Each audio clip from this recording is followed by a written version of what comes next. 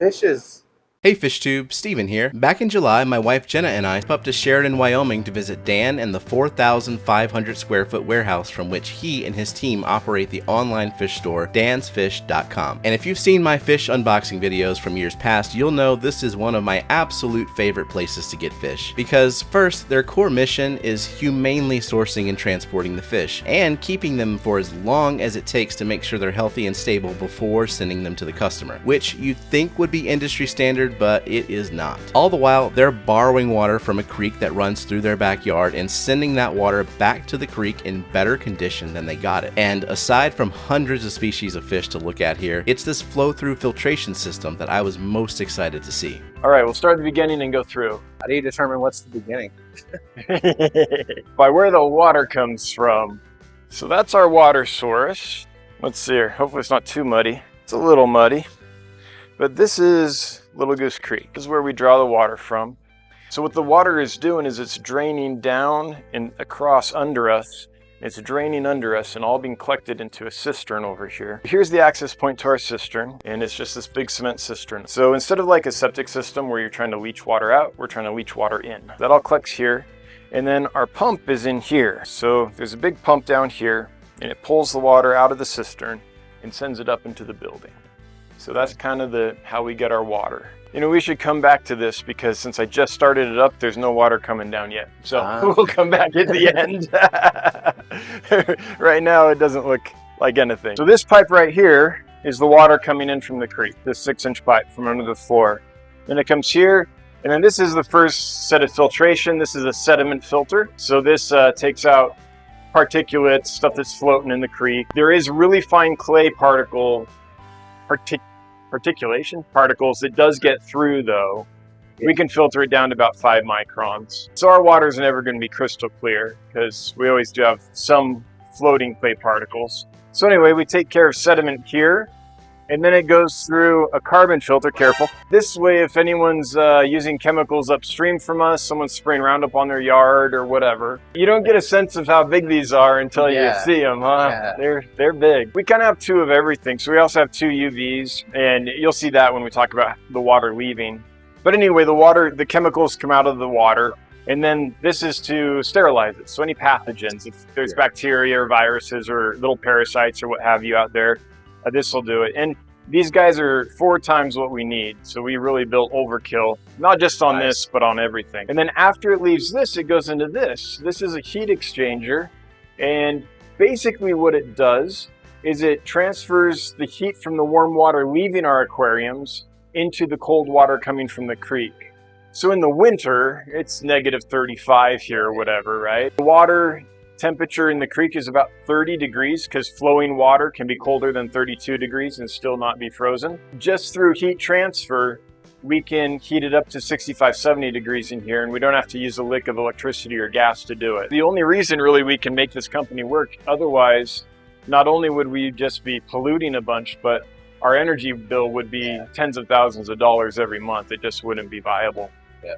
So once it's left there, then the last few degrees is done with these boilers. They don't work very much, especially during the summer, but there's, you've got to heat it just a little bit. And then this is a loop. So there's hot water in all these pipes just running in a loop.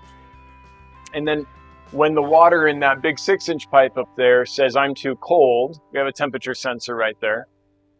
Then it lets that pump know, and that pump turns on and pushes hot water up into the pipe there. And so the boilers are heating a loop, and that pump is running to put hot water into the cold water as needed to keep it at 79 degrees. And then it comes here. This 6-inch pipe here is where the water, once it's been filtered and sterilized and heated, comes. And we have these 2-inch lines running off it into the aquarium. The result is, now since we just started the system, I don't know how much here we go. So the result is like constant fresh water flowing in. Unlike Hillstream tanks, we have the valve open all the way because they like a lot of flow. So it's probably every 20 minutes, there's 100% water change. Then on a tank like this, where the flow is a little bit restricted because they don't need high flow, it's probably once every hour. I'd say on average a tank gets 100% water change every, I don't know, every 40 minutes, something like that. So basically, instead of taking water from the tank and putting it through a sump and cleaning it and returning it, we just are taking water from the tank and exchanging it. So there's never any non-sterilized water that goes into a tank. And each tank's its own little system. Let me show you the back end. So the bulkheads weave and they go through, this is just really cheap irrigation pipe and it works great. And then it goes into a 4-inch pipe.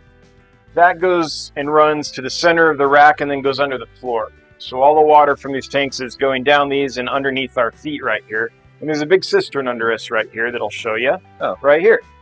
So this is all the water leaving the aquarium. It's all the back side of the system. So water leaves the aquariums and goes in here, and then we have to clean it again because we don't want to put anything bad into the creek. So this pump sucks it out of the cistern. It goes through another sediment filtration system. So let's say a rice fish laid an egg. That's going to catch it. Or a shrimp had a little shrimplet that got past our... We have screens and sponges to block them in the tanks, but let's say one got past that, right? That's going to prevent any of that from getting back out into the creek. Or any bits of food or, you know, whatever. It catches all that. That's just sediment. Right. That is like that. It's just sediment. But then the water comes, after it goes there, and comes back through this system. So it's going to get sterilized and everything before it goes to the heat exchanger, where the heat's taken out of it, put into the cold incoming water, and then all that clean sterilized water that just left the tanks comes over here and drops down out here, and then that goes back to the creek. Let's see if it's flowing now. What's really cool is comparing how clear and clean this is to that. The water comes out much clearer, much cleaner. The Department of Environmental Quality really likes us because we're doing them a favor. That's the whole loop. Water goes in there, goes through everything, and goes out there and gets returned. So we're not actually using the water. Cleaning it up and keeping fish in between. Turning it in better condition than you had it. Yeah. You got it in. Hey, thanks for watching. If you enjoyed this video, hit that like button and subscribe for more videos to come. And if you like to hang out with fish nerds, play some games, maybe win a prize, join us every Friday at 8:30 p.m. Central for a live stream. Thanks, and I'll see you later.